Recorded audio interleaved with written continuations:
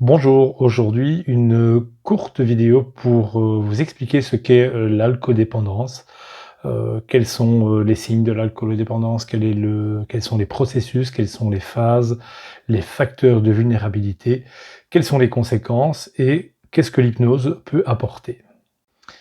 Alors l'alcoodépendance est une maladie insidieuse qui s'installe plus ou moins rapidement selon les individus. Plus on commence tôt, plus c'est risqué. L'éthanol, molécule présente dans l'alcool, est un psychotrope puissant. Il altère l'état du cerveau. Le circuit de la récompense induit le mécanisme de l'addiction. Très rapidement, le cerveau réclamera sa dose d'éthanol et créera des dysfonctionnements des structures cérébrales.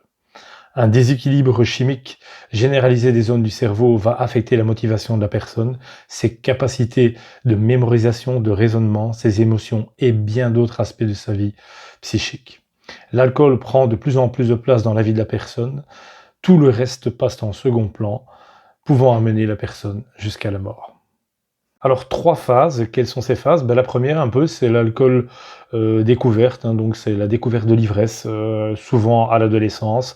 Il n'y a pas de risque, d'addiction ou de signe d'addiction tant que les fréquences ne sont pas, régulières. La deuxième phase, c'est l'intensification, de la consommation. L'alcool prend de plus en plus de place, les occasions se multiplient, la personne ressent un manque et a des difficultés à gérer son stress et ses émotions.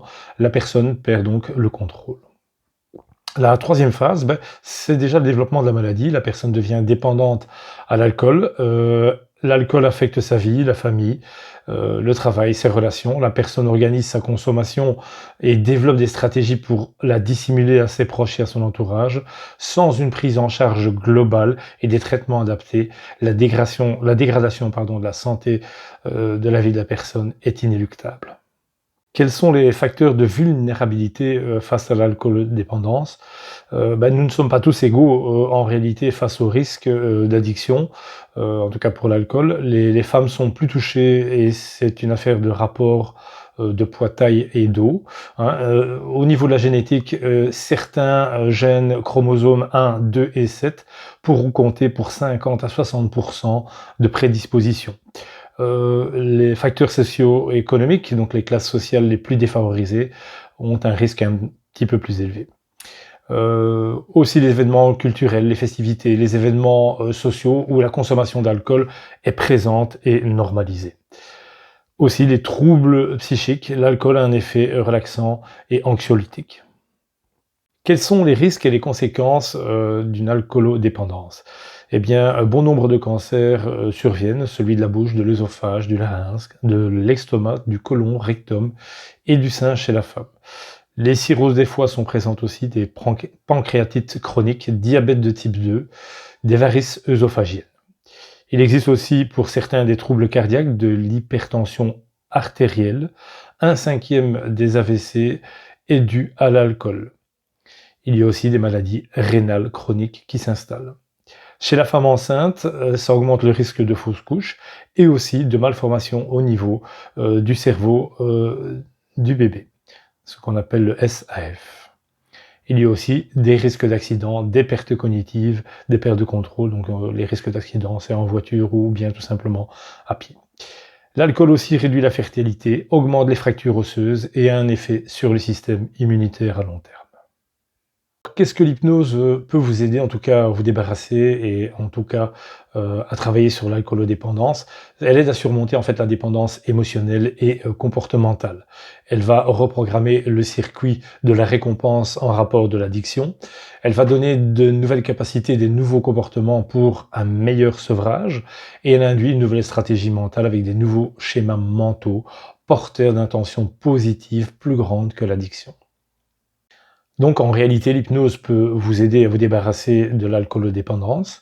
Heu, le chemin est parfois un petit peu plus long que pour d'autres, sevrages. Ça peut aller de 1 à 6 séances, enfin c'est selon les individus. Et comment se passe en fait, votre première séance d'hypnose? Tout simplement, nous allons avoir, une conversation, ce qu'on appelle une anamnèse, avec un échange. On va comprendre quelle est l'intention positive qui vous amène en fait à consommer de l'alcool et derrière ça, on va rechercher une intention positive supérieure pour la reprogrammer. Donc bien souvent, les personnes qui consomment n'ont pas de toute façon une bonne image d'elles, mais là, l'intention positive première fait qu'elles, en tout cas, ont le besoin de consommer, et puis elles rentrent évidemment dans un schéma de 1, 2, 3, etc. Donc, si on a une intention positive supérieure, eh bien celle-ci va anéantir et la personne va reprendre le contrôle de sa consommation. Alors, quand est-ce qu'il faut s'en inquiéter? Il y a des gens en fait qui sortent occasionnellement, je dirais comme je l'ai dit plus haut dans la vidéo, qui sont le week-end, mais ce week-end, ils ont déjà une perte de contrôle, c'est-à-dire qu'ils vont jusqu'au bout, jusqu'à l'état d'ivresse, sans contrôler. Eh bien là, c'est déjà un des signes importants, et donc là, plus vous allez le prendre tôt, au mieux c'est. Et donc, avec l'hypnose, ce que l'on fera, une fois que l'anamnèse sera faite et qu'on aura trouvé cette intention positive, vous tomberez dans un sommeil hypnotique qui va vous permettre en tout cas d'ouvrir votre inconscient, et dans cet inconscient, on va mettre le nouveau schéma et l'intention positive et les comportements dont vous aurez besoin pour transformer. Donc, c'est peut-être pour ça qu'une seule séance ne suffit pas, il faut aller pas à pas et prendre confiance. Aussi, peut-être arrêter du jour au lendemain serait trop dur et difficile, donc c'est quelque chose qui doit se faire souplement, avec confort, mais certainement.